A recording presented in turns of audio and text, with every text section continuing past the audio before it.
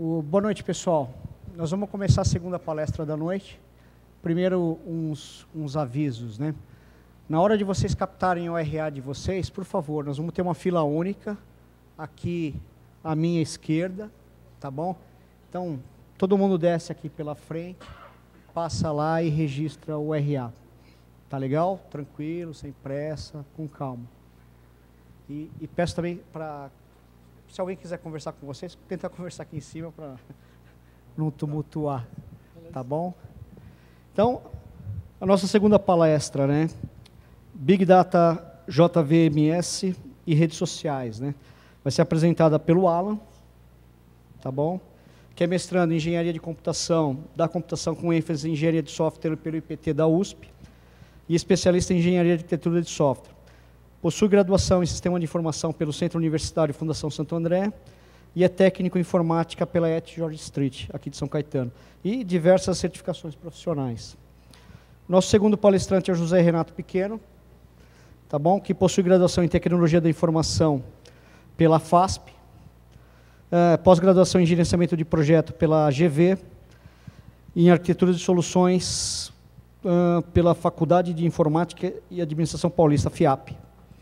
Trabalhou como professor ministrando de aulas da Universidade Metodista, aqui conosco, para os cursos de Análise e Desenvolvimento de Sistema e Engenharia da Computação. Então, sejam bem-vindos e boa palestra. Bom, é um prazer estar aqui de novo nessa casa, né, onde eu ministrei aulas aqui. Agradeço à Facete, ao Santi, ao Atanes, ao André Perim, ao professor Mário, né, pela oportunidade de estar voltando aqui e estar falando para vocês de uma experiência que a gente tem sobre um assunto, coisas que nós estamos aí estudando. O assunto é Big Data.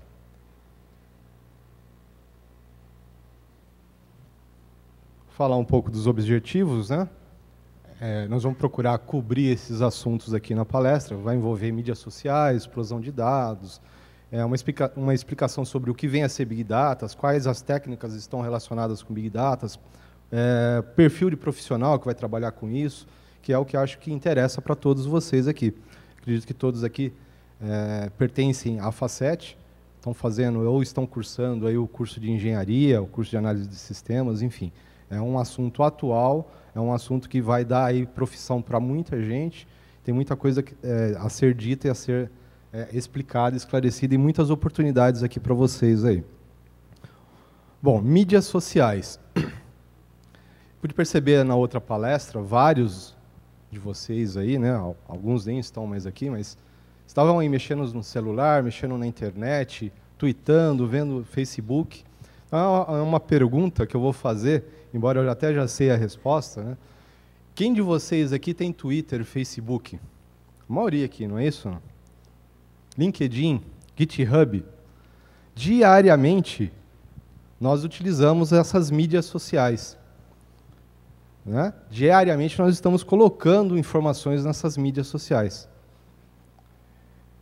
Algumas informações úteis, outras não tão úteis, né? De certa forma a gente está deixando de ser anônimo no mundo. Eu particularmente utilizo aí o Twitter e o LinkedIn. Eu tenho aí uma série de alunos que me adicionaram no LinkedIn, eu conheço uma série de profissionais de consultorias onde eu indico profissionais, ex-alunos, onde eu recebo propostas de trabalho. Tem o GitHub, né, uma mídia social de compartilhamento de projetos, de estudos, que está sendo muito utilizado, aí é uma dica que eu dou para vocês. Muitos profissionais estão sendo contratados pelo GitHub, então tem muita empresa que está analisando o código que você está desenvolvendo, a qualidade do código, os projetos que você está desenvolvendo e que você está compartilhando nessa rede social aí. Então, nós não somos anônimos, né? De alguma forma, nós todos estamos interligados. Concordam comigo ou não? Diariamente, a gente está falando sobre alguma coisa, protestando alguma coisa, de alguma coisa, né? Então, constantemente, a gente está aí se expondo através da mídia social. E aí, o que nós vamos apresentar aqui para vocês também, além do conceito do Big Data, é uma reflexão sobre tudo isso que nós estamos colocando na internet. A gente tem que, de certa forma, pensar um pouco sobre as nossas atitudes, sobre o que nós estamos escrevendo no Twitter, sobre o que nós estamos postando ou compartilhando no Facebook, para vocês pensarem um pouco, tá? Bom, aí são uma relação de redes sociais aí que a gente colocou aí. Coincidentemente, ontem, nós até acrescentamos esse slide aqui, a Veja, ela publicou na sua edição, né, na edição atual, como capa, o assunto Big Data. É uma revista, eu comprei a revista, porque, poxa, era para eu ter vindo palestrar ontem, houve uma confusão aí de datas e horários aí. Eu agradeço até um aluno, um ex-aluno chamado Marcelo, por ter me avisado, olha, a palestra não vai ser na segunda, vai ser amanhã. Eu teria vindo ontem aqui, né? Para vocês verem que é um assunto atual, né? E como nós trabalhamos com tecnologia, a gente sempre tem que estar na crista da onda. A crista da onda, até pouco tempo atrás, era uma arquitetura orientada a serviços. Não sei se vocês sabiam disso. A crista da onda agora é Big Data. E vamos tentar entender o que tem a ver mídias sociais com o tal do Big Data. Bom, pessoal, boa noite. Até pegando uma ponte do que o Pequeno falou da Veja, eu achei bem interessante que na capa do leitor, quando eles explicam o que eles vão falar na revista, eles comparam a capa da Veja de hoje com a capa da Veja de 1995, quando eles falam sobre a internet. Para vocês verem que isso daí é um assunto que está todo mundo ouvindo e realmente é uma onda que dificilmente ela vai sumir. É uma coisa que veio para ficar. Então, assim, como o Pequeno falou bem, as mídias sociais elas vieram e elas estão dominando a gente. Todo mundo aqui tem celular, tem Facebook, posta, twitta e fica o dia inteiro se socializando por essas mídias sociais. Além disso, os dispositivos móveis, os smartphones e tablets que vieram há uns 4 anos atrás chutando alto, eles estão cada vez mais fáceis de você utilizar e cada vez mais fáceis das pessoas terem. Então, o tempo todo a gente está conectado, tanto em redes sociais como na internet. A questão é que a gente, meio que como usuário, pensando em usuário, acidentalmente, a gente acaba gerando muitos dados. Acidentalmente para a gente, é claro, que para o Facebook, para o Twitter, isso é um negócio que gera muito dinheiro. Então, nós que somos da área de TI, vocês que vão entrar na área de TI ou já estão na área de TI, têm que perceber que esse tipo de coisa a gente tem que entrar junto com eles. Se eles estão ganhando dinheiro com isso, por que a gente não pode ganhar dinheiro com isso? Então, essa era digital, que está gerando que gera tantos dados assim, com essas mídias sociais, com essa navegação tão fácil na internet, está sendo chamada no mundo científico e até empresarial de explosão de dados. Para vocês terem uma ideia de como está essa explosão de dados, 90% dos dados atuais, gerados hoje, foram gerados nos últimos 2 anos. Quer dizer, há 2 anos atrás, a gente só tinha 10% dos dados que a gente tem hoje. Isso é muita coisa. A gente está realmente fazendo uma revolução na era digital. Tem uma projeção que até 2020, o universo digital vai dobrar de tamanho a cada 2 anos. Quer dizer, isso é novo, tem muitos dados lá, e nós, como da área de TI, temos que saber utilizar esses dados. Então, dando um exemplo assim, da própria revista Veja, a gente viu ontem, achou legal o slide, então é da própria revista Veja, a fonte, tá? É só para exemplificar, vou falar de uma maneira bem rápida de como essa métrica dado para a gente no mundo digital, para a gente de TI, ela mudou e cresceu rapidamente. A gente começou com os bits e os bytes, que a gente viu muito, e vamos falar no gigabyte hoje. Todo mundo aqui em casa tem um PC que tem 500 GB, 750 GB. Isso, para nós, está bem. Para nós, a gente consegue armazenar nossos conteúdos. Mas o nosso conteúdo empresarial, ele é muito maior. Toda empresa, onde a gente trabalha, ou empresas até de pequeno e médio porte, é no mínimo 1 TB para cima. 1 TB são 1000 GB, para quem não sabe. Isso daí ainda está passando para as empresas de médio porte, estão parando um pouco no terabyte. Quando a gente vai para o lado de Big Data, a gente começa a falar de petabytes, exabytes, zettabytes e iotabytes. Só para fazer uma relação, para a gente não ficar muito nesse termo técnico, 3 exabytes foi toda a informação que a gente armazenou até 1986. Quer dizer, com 3 exabytes, a gente conseguiu armazenar tudo que tinha até 1986. E hoje, pensando em zettabytes, que é onde ele fala você está aqui, em 1.8 zettabytes, a gente gera informação de 1 ano. Ou seja, se a gente fazer uma regra em matemática, 1 zettabyte, a gente acaba armazenando mais em 1 zettabyte do que a gente armazenou até 1986. Quer dizer, a gente está realmente com uma explosão de dados e começou há pouco tempo. É isso que a gente precisa notar. Só fazer uma observação, volta um pouco o slide. Eu tenho 41 anos, ele tem 25. Nós temos 2 gerações aqui, a tal geração Y e a geração X, né? O primeiro curso que eu fiz de informática foi em 1985, programação Basic. Talvez muitos aqui não tivessem nem nascido ainda, né? Nem nasceram. Eu mexi com um computador, naquela época, que tinha de memória kilobytes. 85K. 85 kilobytes. Então, com 41 anos agora, eu vou dar um conselho até para vocês, né? Ficar velho é inevitável. Todos aqui vão ficar. O que vocês não podem, não vão poder nunca, trabalhando com TI, é ficarem desatualizados. Tá certo? Tá? Então, guardem isso para vocês. O tempo vai passar, infelizmente, mas a gente tem que continuar na crista da onda. Isso aí.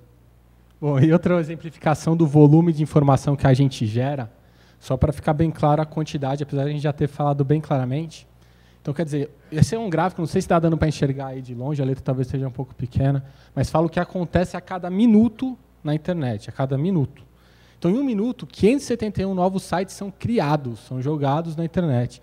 Em um minuto, 48 horas de vídeos são disponibilizadas no YouTube. Até coincidentemente, saindo um pouco disso, eu estava ouvindo o programa no rádio e eles estavam falando sobre o YouTube e que para uma pessoa conseguir visualizar todos os vídeos que estão no YouTube ia demorar alguns bilhões de anos para ela conseguir visualizar. Então é uma quantidade absurda de vídeo que tem lá. 2 milhões de buscas são realizadas no Google em um minuto, perdão. 684 mil compartilhamentos, informações compartilhadas no Facebook e 3.600 usuários compartilhando informações no Instagram e por aí vai. É só para exemplificar que em um minuto a internet não para e esses dados não são jogados fora. Esses dados são negócios muito lucrativos para as empresas. É o vídeo, né? É verdade. Bom, nós vamos mostrar um vídeo para vocês agora. Eu vou até pedir para o pessoal do apoio aí, se puder diminuir um pouco a luz. Vou pedir desculpa para vocês, porque esse vídeo é de um filme chamado Controle Absoluto. Alguém já assistiu esse filme? É um filme atual, passou há um tempo atrás aí na Globo e está passando aí na TV a cabo, com aquele ator lá que fez o Transformers, lá, enfim. Para vocês terem uma ideia do que a gente está falando sobre volume de informação, tudo isso que nós estamos tweetando, nós estamos postando, será que alguém não está analisando isso? Será que alguém não pode usar isso a nosso favor ou contra a gente? Né? Então, esse filme, o Controle Absoluto, eu sugiro que vocês assistam.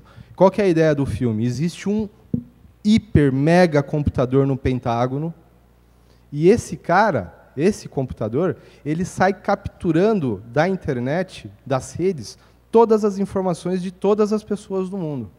E ele começa a tirar as conclusões dele, ao nosso favor ou contra a gente. Tá? Então, é uma parte do filme, que inclusive nós vamos até depois tentar fazer uma edição nela, porque ele tem um texto meio maluco ali, ele tem um cunho um pouco estranho, né? Mas é uma parte específica do filme em que duas pessoas elas se veem numa situação onde elas vão descobrir que a vida dela inteira, tá certo ou não? Tinha sido mapeada. Todas as informações dela, o computador sabia. E ele estava manipulando essas pessoas a fazerem uma determinada ação lá. Não vou contar o filme para vocês. Vamos ver a parte do filme, se puderem abaixar um pouco. O filme está um pouco escuro.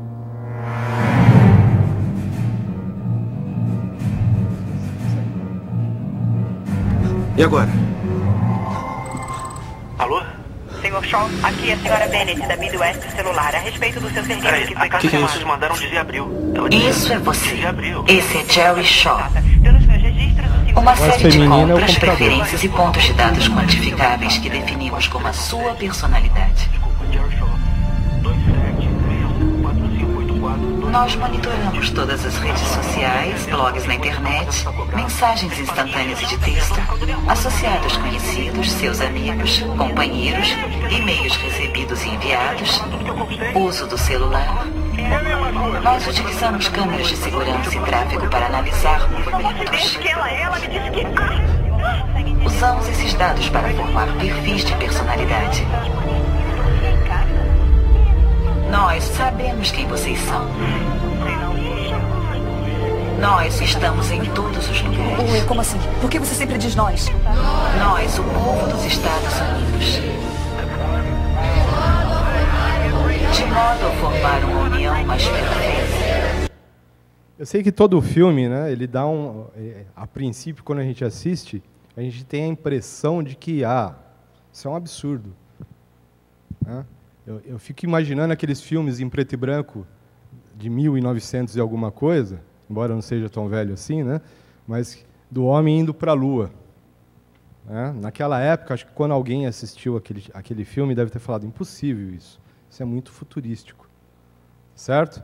Né? Mas aí a gente vê uma empresa como a IBM, por exemplo, com uma propaganda que é a próximo vídeo que vocês vão ver. E aí nos levam a refletir, será que isso já não acontece? Vamos. As empresas costumavam nos ver como grupos, porque elas não conseguiam ver o que diferenciava as pessoas. Hoje, empresas do mundo todo usam a análise de dados para encontrar particularidades nas redes sociais, opiniões e transações. Isso ajuda algumas empresas a aumentarem suas vendas online em até 50%, oferecendo a seus clientes uma experiência de compra única. É nisso que eu estou trabalhando. Eu sou da IBM. Vamos construir um planeta mais inteligente. Essa propaganda passou aí nos canais abertos há um tempo atrás, e é lógico, muita gente não deve ter entendido o que a moça da IBM quis dizer. Isso é Big Data total. E a IBM já está estruturada, né, para dar essa solução para as empresas. E até pegando uma ponte disso daí, eu estou estudando muito esse assunto de Big Data até por uma coisa particular, e não é só a IBM. A IBM, Oracle, o Google já está fazendo isso faz tempo. As empresas estão investindo em Big Data e a gente tem que começar a perceber isso como profissionais de TI que nós somos. Bom, falamos bastante agora de volume, da informação. Vamos realmente definir o que é isso, o que é Big Data. É uma confusão que, basicamente, todo mundo que não conhece do assunto faz. Traduz para o português. Grande dados, quantidade grande de dados. Big Data não é apenas um montante de dados. Obviamente que Big Data nasceu desse montante, mas ele não é isso daí basicamente, ele é muito mais que isso. Muita gente fala, tem 1 terabyte de dados, então eu utilizo Big Data. Errado novamente. Muitas empresas têm grande quantidade de dados, mais de 1 tera armazenado, mas não usa Big Data, não usa os conceitos de Big Data. Big Data é uma maneira que você lida com essa quantidade de dados. É a maneira com que você consegue acessar essa variedade de informações, blogs, Wikipedia, Facebook, rede social, vídeo. Tudo que você tem, que você consegue ser processado e armazenado, é Big Data. Então, como você armazena, processa e extrai informação, tira uma conclusão relevante desses dados que estão na internet, esse é o coração de Big Data. Fazendo uma definição do Wikipedia, que é um site bem famoso aí por isso, que é informação bem consistente, ela fala que Big Data consiste em datasets que crescem em uma escala tão grande e tão complexa que fica difícil de processar utilizando ferramentas de gerenciamento tradicionais. Eu quero que vocês foquem nessa parte do tradicional. As dificuldades incluem captura, armazenamento, busca, compartilhamento, análise e visualização. Por que eu quis focar no tradicional? Não sei se alguém aqui já desenvolve ou já passou por algum software. Existe, entre aspas, uma maneira hoje conhecida no mercado de você criar aplicações, tanto web quanto desktop, como uma aplicação enterprise. Existem alguns frameworks que nós conhecemos, dependente da linguagem de desenvolvimento de cada um aqui. E esses frameworks são conhecidos para desenvolver o software dependente do negócio que ele ataca. A questão é que Big Data sai um pouco do tradicional, porque tão novo é esse volume de dados que a gente precisa ter novos frameworks e novas tecnologias para conseguir processar essa quantidade de informação. Até um gráfico bem, só para exemplificar, o vermelho no gráfico é o processamento normal que a gente tem hoje para fazer os softwares. O laranja é o processamento e as tecnologias que a gente tem de Big Data. Ou seja, o volume está vindo, as variedades estão vindo, nós estamos criando os novos frameworks. Inclusive, o Google é o grande carro-chefe da coisa, ele criou algumas tecnologias que a gente vai explicar mais para frente, que faz e foca nesse processamento. Quer dizer, ele criou uma maneira nova de fazer software. A gente tem que começar a aderir. Nós que somos profissionais, queremos ganhar dinheiro, que é o que importa, a gente precisa conhecer essas tecnologias. A definição da IBM... Só para deixar bem claro que a IBM é uma empresa que investe bastante nisso, ela fala de novo desse volume de dados, mas eu peguei bem a parte que ela fala de quantidade de informações de qualquer lugar. Então a gente não está falando só de mídia social. Óbvio que mídia social é o que fez gerar e que fez criar tanta informação. Mas o Big Data é você processar qualquer coisa, desde mídia social até foto, vídeo, transação comercial. Quer dizer, eu fui no e-commerce e cliquei no produto, isso é Big Data. Eu consumi lá, não precisei estar na mídia social. Eu sei que aquele produto foi clicado e que ele tem interesse para um perfil. GPS, qualquer coisa que pode ser processada, ela é Big Data.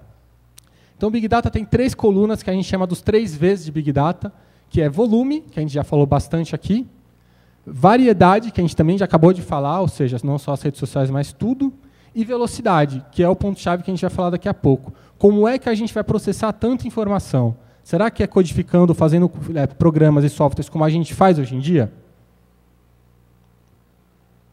Agora, falando de uma área que acho que uma coisa que todo mundo aqui tem bastante interesse, que é a parte da profissão.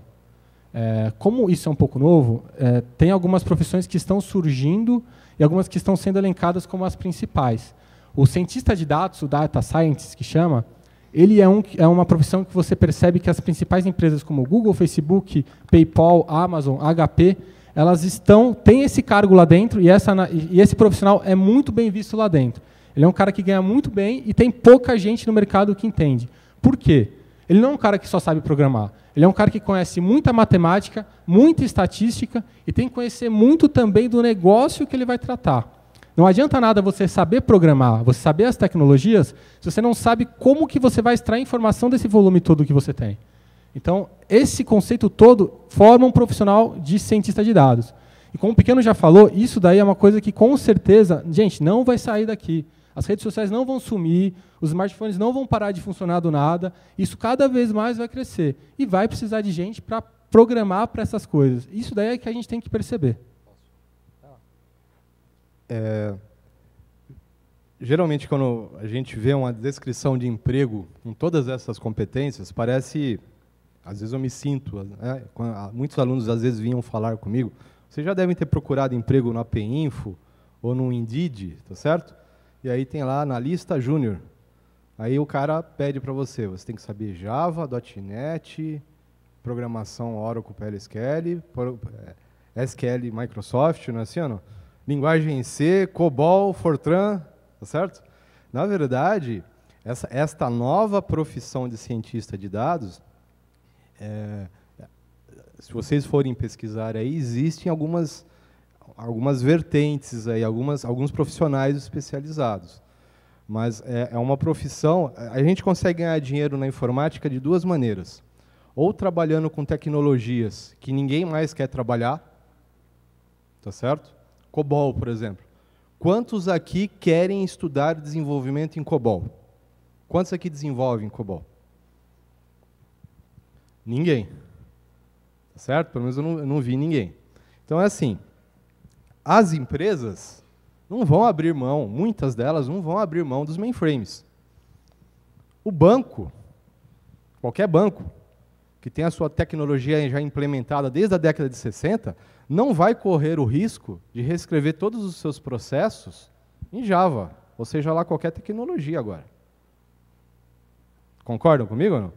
Então, quando ninguém estuda uma determinada tecnologia, falta profissional no mercado. Não é assim ou não? Tá certo? É inevitável. O cara aposenta ou o cara morre. Tá certo ou não? Trabalhei lá na Ford tinha uma pessoa lá que trabalhava lá, o Hélio. Ele trabalhava lá, eu saí da Ford, acho que foi em 2011. O Hélio estava lá em 2011. Ele trabalhava na Ford desde 1968. 78, 88, 98, 2008, tá certo ou não? Mais, quantos anos? 3 anos. Você passava lá na baia dele, ele estava lá. O Hélio, ele acordava, tá certo? Saía digitando lá. Então, é um profissional que ganha muito dinheiro, porque não tem. Uma outra maneira de você ter um salário muito bom é você sempre estar na crista da onda. E sempre estar na crista da onda, em alguns momentos, chega a ser cansativo. Como eu falei para vocês, a gente estava falando há pouco tempo atrás de arquitetura orientada a serviço. Hoje, o assunto é Big Data. Tá? Então, existe uma série de competências aí que a gente pode tentar abraçar com tecnologias, que depois nós vamos mostrar para vocês, que vão garantir emprego para a gente. Por exemplo, de repente vocês fazerem um trabalho de TCC, ou um trabalho acadêmico, né, os famosos PAPs, existem os PAPs aqui ainda, relacionado à Big Data, né, colocar isso no LinkedIn, isso pode ser um diferencial para vocês. Tá certo? É isso aí, pessoal. E para a parte mais importante de ser um cientista de dados, segundo a Harvard Business Magazine, é que vai ser a profissão mais sexy para o próximo século XXI. Então, quem quiser pegar a mulherada, vamos ser cientista de dados aí, gente. Isso é coisa de geração Y, né? Não, jamais iria Mentira, colocar o Schwarzenegger ali. Né? Existe essa história da profissão mais sexy do mundo, vocês forem procurar, né?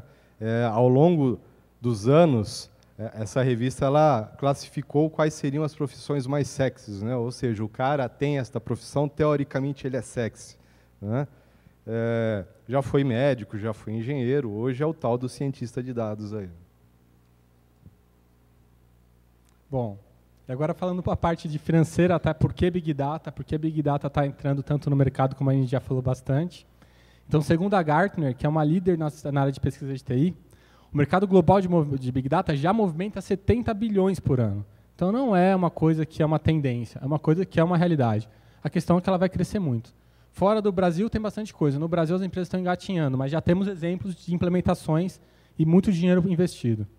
Essa área vai movimentar a economia no mundo todo, mas apenas 1/3 dos cargos será preenchido. Isso daí é que um analista da Gartner falou, só para a gente focar nesse 1/3 dos cargos será preenchido. Vai ter muita vaga, gente. Então vamos focar nisso daí, vamos aprender isso daí, porque vai ter muita coisa legal. E a tendência é de um crescimento de até 40% até 2015. Esses 40% a gente está falando em dinheiro. Então, a tendência é crescer muito em pouco tempo. 2015 está logo aí.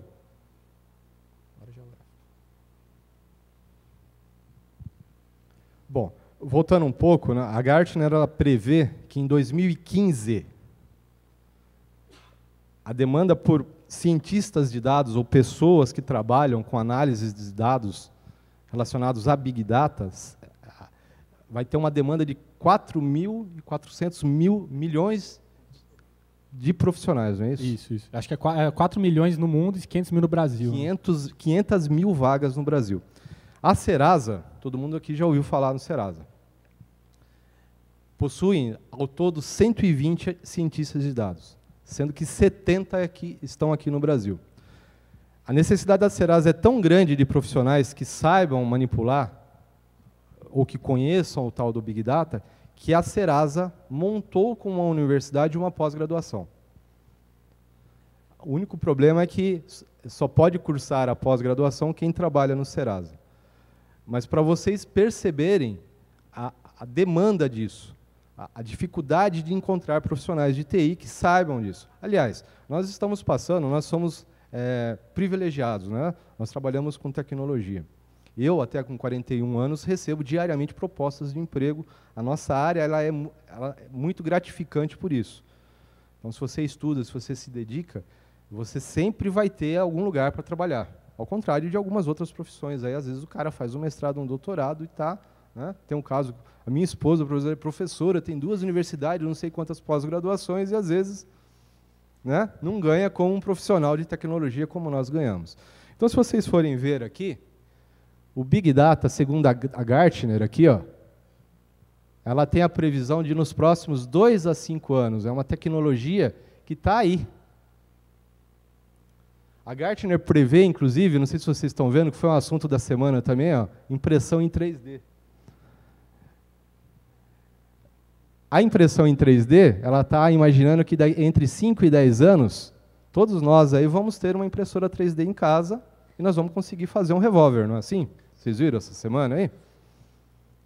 O cara conseguiu imprimir um revólver lá na impressora? Tem que ser americana. É uma impressora 3D que custa R$16 mil, mas é tendência. Logo, logo a gente vai se ver com uma impressora 3D, sabe-se lá Deus imprimindo o que lá? Não é assim ou não? Nessa época que a gente vive, dá até para desconfiar o que os caras ou as pessoas vão querer imprimir lá. Então, é uma tecnologia, é um assunto que vai dar muito emprego para vocês ainda.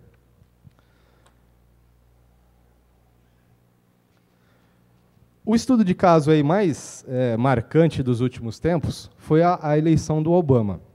Embora a revista aqui ela nem fale sobre o Obama, e aí eu vou pedir para o Alan me ajudar a lembrar alguns detalhes aí. Houve um caso que a revista cita, que um pai entrou enfurecido numa loja. Olha só o que vocês mandaram para minha filha tem 16 anos. Vocês mandaram tickets, né? A loja estava investindo exatamente em Big Data, já existia isso. Aí o que ela fez? Vou investir em propaganda. Vou ver qual que é o assunto que a pessoa está pesquisando e vou enviar propaganda para ela. E a menina estava pesquisando sobre gravidez, sobre bebês. Aí o que eles fizeram? Mandou uns tickets, né? Mandou uns tickets de descontos de produtos de bebê. O cara entrou lá ensandecido. Olha só, minha filha tem 16 anos. Vocês estão mandando tickets de descontos para produtos de bebê? Foi lá, tocou o terror lá no gerente da loja, lá, enfim. Passado um mês, o cara se desculpou, vamos ver o que aconteceu. Nos Estados Unidos tudo é processo, qualquer coisa o cara processa lá, enfim. Passado um mês, o gerente ligou lá para falar, olha, o senhor me desculpa, tal, foi um equívoco, piriri, parará, né? Aí o cara falou, não, eu que peço desculpa, porque realmente a minha filha estava grávida. Então a filha dele com certeza estava lá no site ou em algum meio de comunicação, consultando produtos já para o possível filho que ela iria ter. Isso é um caso verídico, está relatado, tem o nome das pessoas, o nome da loja, assim vai. Um outro caso muito marcante aí dos últimos tempos foi a eleição do Obama. O Obama, a campanha da Obama foi toda direcionada usando conceitos de Big Data. Uma série de cientistas de dados foram contratados e, com essa análise que foi feita, é óbvio, as campanhas, né, não só a do Obama, mas a do concorrente dele, tinham informações sobre os eleitores. E é aí que ficou a grande diferença e a grande vantagem que o Obama tirou. Ele usou das redes sociais, ou enfim, de todos esses meios onde as pessoas compartilham informações, e-mails, enfim, de tudo, ele conseguiu segmentar a campanha dele. Então, com isso, eu não sei se vocês sabem, mas, por exemplo, o voto nos Estados Unidos ele não é obrigatório. Então, ele conseguiu identificar, por exemplo, eleitores ou possíveis eleitores que, por algum motivo ou por alguma necessidade, não iria votar.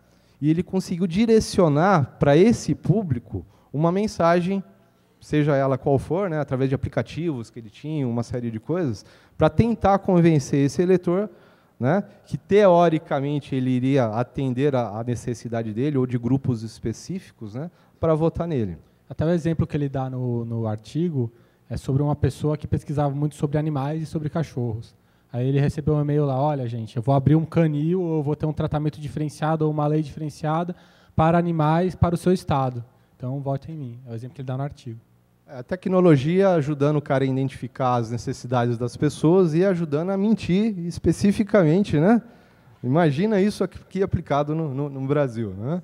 Mas a tendência de todas as campanhas, né, principalmente americana, não vou dizer aqui, infelizmente, a gente tem aí horário gratuito. Alguém assiste horário gratuito? Ninguém assiste, né? É ineficiente esse tipo de comunicação. Os americanos, se eu não me engano, eles têm horários pagos, eles não têm horários gratuitos que chega um certo horário lá, o cara pega uma parte da grade da televisão e do rádio e você é obrigado a ficar escutando aquela mesmice, né? Então, a tendência da eleição americana para as próximas, né, como ele foi inovador nisso daí, mudar radicalmente com relação ao estudo sobre o que as pessoas realmente necessitam e direcionar mensagens específicas para essas pessoas aí. Bom, aqui a gente tem um mapa mental sobre as tecnologias envolvidas, técnicas e tecnologias envolvidas com o Big Data. Tem um monte de coisa, um monte de área onde a gente pode trabalhar. Então, a gente tem aqui a parte de query e data análise, a gente tem a parte de database, tá certo? Tudo isso daqui está envolvido com esse conceito, CEP. Alguém já ouviu falar em CEP? Que é Complex Event Process, processamento de eventos complexos. E podem perceber que streaming, né, streaming CEP está envolvido aqui com Twitter, enfim. Tá certo? Nós temos aqui a parte do tal do Hadoop, que nós vamos ver, nós vamos falar um pouco sobre ele. O tal do MapReduce, que nós vamos ver, nós vamos falar um pouco sobre ele. Tem a parte da computação distribuída aqui. Enfim, tem um monte de área aqui, ó, onde a gente pode atuar. E a gente tem uma vantagem, a gente já é de tecnologia. Um dos papéis do tal do cientista de dados é saber, entre outras coisas, né, entre algumas coisas, saber lidar com esse universo aqui. É óbvio, né, como eu falei para vocês, nós achamos aí um site onde havia uma divisão de cargos e funções nesse mundo aqui relacionado a Big Data. Então, nós temos que mudar a forma como a gente desenvolve software para trabalhar com esse conceito de Big Data. Nós vamos ter que adquirir, estudar novas técnicas. São novos paradigmas, são novos tipos de programação. Né? Nós vamos ter que conhecer aí, por exemplo, programação paralela. Alguém já ouviu falar nisso daí? Alguém conhece Scala, por exemplo? Já ouviram falar numa linguagem chamada Scala? Hoje nós temos os computadores, eles possuem mais de um núcleo, não é isso ou não? Tá certo ou não? A gente tem que aprender a utilizar todos estes núcleos de um computador para nos ajudar com o quê? Com o processamento de informações. Nós estamos muito limitados ainda nesse tipo de programação. Tá certo? Então, por que isso? Porque as informações que nós vamos ter que começar a avaliar agora e trabalhar, elas não estão estruturadas, não são informações que estão estruturadas. E a gente tem que ter técnicas específicas, conhecer ferramentas específicas para tentar tirar destas informações que não estão estruturadas, informações que sejam úteis, né, para o nosso negócio. Tudo bem ou não, galera? Tá? Bom, alguns devem estar pensando aí, bom, mas isso não é Data Warehouse? Big Data envolve o conceito de Data Warehouse? Também envolve. Mas como essa imagem ela é uma representação visual onde a gente separou ali, né? Data Warehouse e Big Data. Como vocês podem ver, o Data Warehouse ele é somente a ponta do iceberg desse conceito todo envolvendo Big Data. E pelo que a gente tem estudado e visto na internet, qual que é a diferença entre o Big Data, tá certo ou não, e o Data Warehouse? O Data Warehouse são informações que eu já tenho, que estão estruturadas e organizadas. O Big Data é um volume gigantesco de informações que eu vou conseguir capturar e estas informações elas estão desestruturadas. E é aí que vai entrar o profissional que vai tentar analisar essas informações, esse conjunto de informações, e tirar conclusões para a empresa. Olha só, nós trabalhamos numa consultoria. Eu não estou falando que a gente já faz isso lá, tá? Mas é inevitável. Oi? Seguradora. Nós trabalhamos numa seguradora, na verdade, né? Então, olha só, você tuita ou posta no Facebook. Estou de ressaca, bebi todas, estou bêbado, né? Vídeo seu bêbado, sei lá. Bêbado e dirigindo. Bêbado e dirigindo. Eu não estou falando que a gente já faz isso, mas vai ser inevitável. Você pode ter certeza que a sua pólice de seguro ou vai ser recusada,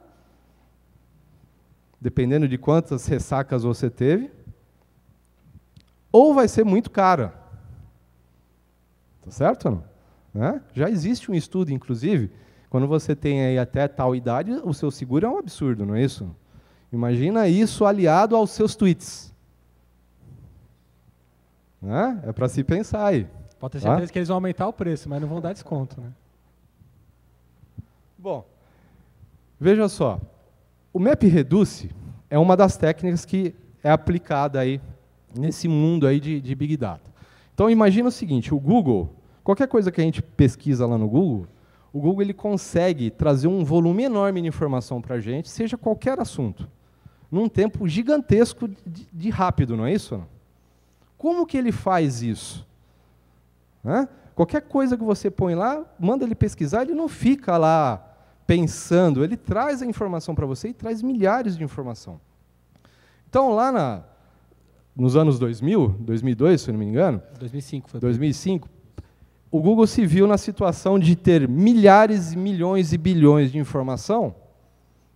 E como que ele consegue extrair essas informações de forma rápida? E dar uma resposta de forma rápida para quem está fazendo a pesquisa. Eles criaram uma técnica chamada MapReduce, que pode ser aplicada não somente a texto, pode ser aplicada a cálculos também. Hoje nós ficamos sabendo aí que a Unicamp tem um mega processador lá que é capaz de fazer 4,5 trilhão de cálculos em 1 segundo. Enfim. O que é essa técnica? O que fala essa técnica? Então a gente tem um problema, que é o de buscar informações num volume gigantesco de dados. O que ele faz? Ele divide essa busca, tá certo ou não? Em vários computadores. E aí ele entra o conceito que eu falei para vocês de paralelismo. Então eu tenho uma massa gigantesca de informações, eu tenho que buscar um termo lá, por exemplo, Big Data. Essa minha solicitação, ao enviar essa solicitação para o Google vai pegar isso daí e vai dividir essa pesquisa em vários computadores. Tudo bem ou não? E vai trazer um monte de informação relacionada aos contextos que eu... todos esses computadores vão buscar um monte de coisa lá e vão trazer milhares, milhões de informações. Isso é o que a gente chama lá de map. Tudo bem? E aí, o que vai acontecer?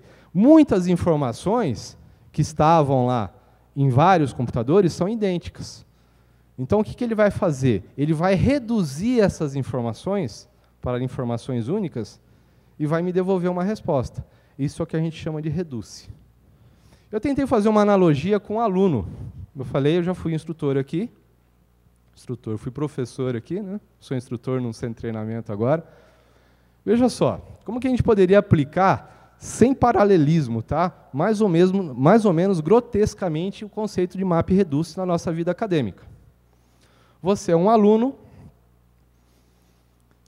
que vai ter que se submeter a uma prova. E você dificilmente vem à faculdade. É o caso de alguém aí ou não? Você não tem caderno. Então, o que você vai fazer?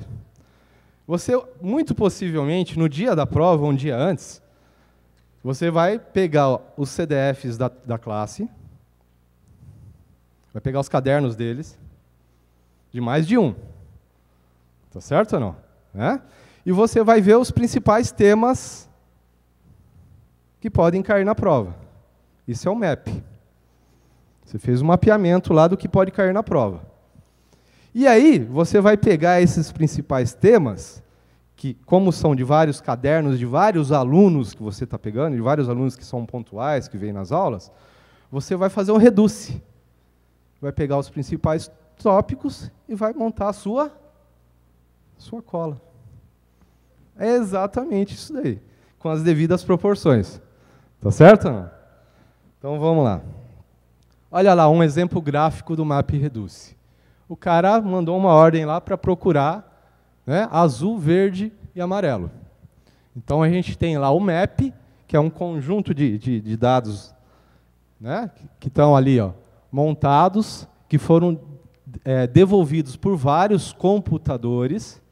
Aí a gente tem aqui um embaralhamento, o que é azul vai para o azul, o que é verde vai para o verde, o amarelo vai para o amarelo, e a gente tem um reduce, onde é devolvida a informação para quem solicitou a busca dessas cores aí. Tudo bem ou não? A gente deixou como referência um vídeo da Google, foram eles que implementaram isso daqui, onde o cara explica passo a passo cada uma dessas etapas aí. O único detalhe é que o vídeo é em inglês, e aí eu não posso deixar de falar para vocês. Lamentavelmente, o inglês ele é mais do que necessário no nosso meio. Então, quem não está estudando inglês ainda, por favor, procurem uma escola de inglês urgentemente. Alguém trabalha na Ford aqui? Trabalhei na Ford um bom tempo. A Ford ela prefere, e eu já vi isso acontecer, pegar um cara que não seja bom tecnicamente, mas que fale inglês. Por quê? O servidor fica na Índia. Ou melhor, o servidor fica nos Estados Unidos, numa cidade chamada Dearborn, que é a cidade do Ford. Os administradores ficam na Índia. Então, a gente tem que falar com os americanos. Tudo bem? Então, mais uma dica que eu dou para vocês aí. Infelizmente, a gente tem que aprender esse idioma alienígena. Tá?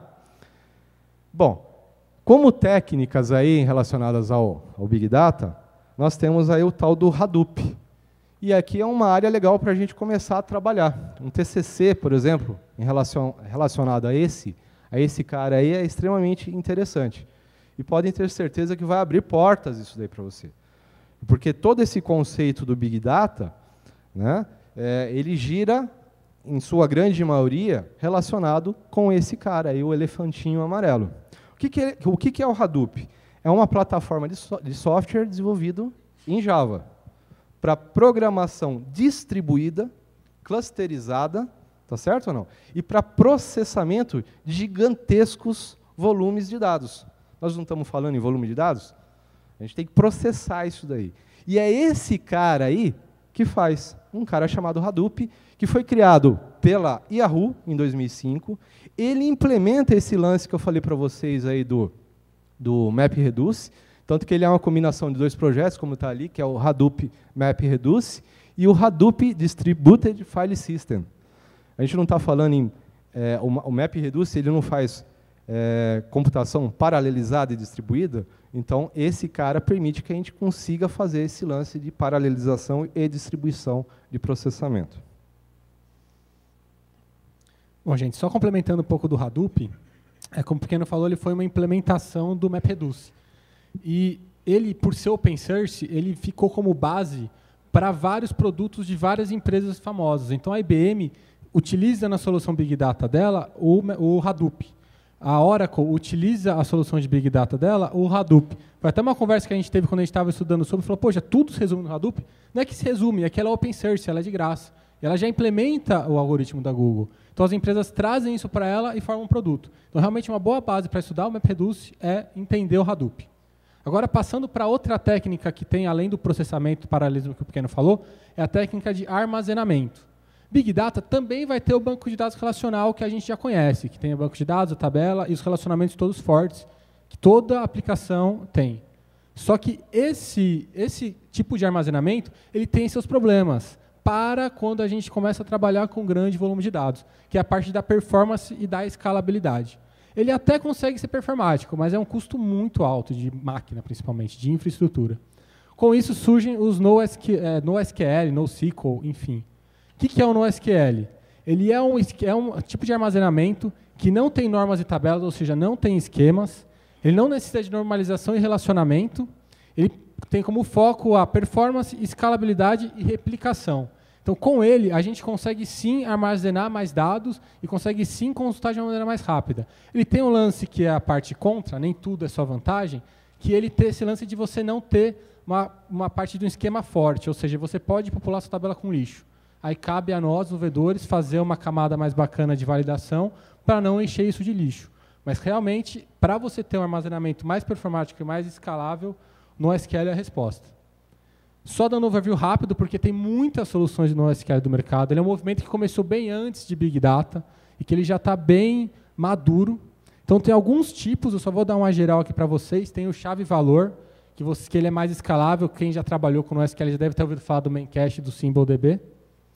Um que é o If Column Stores, que é parecido com o Big Table Big Table do Google. Não sei se vocês já ouviram falar, mas quem já mexeu com o GUI, com o Google App Engine, já ouviu falar do Big Table. Então, ele é um cara que é orientado a registro, como se fosse uma grande tabela lá, com várias colunas e subcolunas dentro dela. Não tem nada a ver com banco de dados relacional, é com uma tabela grande, por isso o Big Table. Quem já ouviu falar do Cassandra vai saber do que eu estou falando. A solução do Hadoop para Wide Column Stores é o HBase, que eu só vou mostrar para vocês daqui a pouco. Tem o armazenamento por documento, que ele armazena um documento mesmo dentro do banco de dados. Eu trabalhei na editora Abril um tempo, e esse tipo de armazenamento era utilizado para armazenar todos os artigos da editora Abril, ou seja, uma revista, como por exemplo a Veja, era armazenada dessa maneira na editora. Então, quando você consulta, se você tivesse o plano assinado e você ia lá e olhava na sua tela os dados da revista, ele estava armazenado no tipo de banco de dados desse, não era relacional, porque tinha esse problema de performance, foi a solução que eles encontraram na época. E isso foi em 2009. O Big Data está há 2 anos aí no mercado, quer dizer, foi antes de Big Data. No SQL já estava forte. Uma que é armazenamento por grafo, é bem, muito utilizado em e-commerce, principalmente quando a gente fala de produtos, visitas e compras. Então, quando você quer incluir isso dessa informação e consultar essa informação de uma maneira mais fácil, você mapeia num grafo como é que está armazenado esse produto, quem visitou, quem comprou, para poder você mostrar essa informação na hora. E tem o armazenamento orientado à coluna, que é o que eles mais tentam chegar perto do relacional, tenta dar mais performance,